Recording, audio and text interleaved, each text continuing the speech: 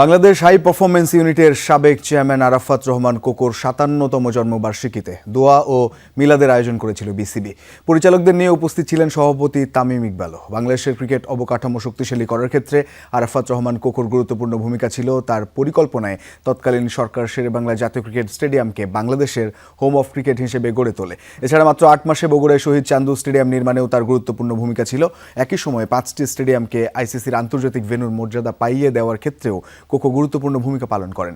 বিসিবির game development কমিটির chairman হিসেবে কোকো তরুণ ক্রিকেটারদের জন্য প্রতিভা বিকাশের পথ তৈরি করতে কাজ করেন। তার ৫৭তম জন্মবার্ষিকীতে আয়োজিত এসব কর্মসূচির মধ্য দিয়ে সেই অবদানই স্মরণ করল বিসিবি।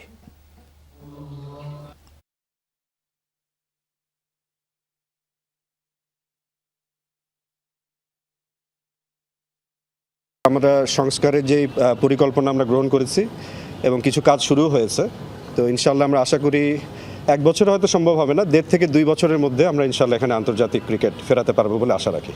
আমাদের এই বোর্ডের একটা স্বপ্ন, বিশেষ করে আমাদের প্রেসিডেন্টের একটা স্বপ্ন যে এক্সেলেন্স সেন্টারটা ডেভেলপ করা বাংলাদেশের ক্রিকেটের জন্য। আসলে সত্যিকার অর্থে সেইভাবে কিন্তু আমরা ফ্যাসিলিটিস ডেভেলপ করতে পারিনি আমাদের ক্রিকেটারদের জন্য।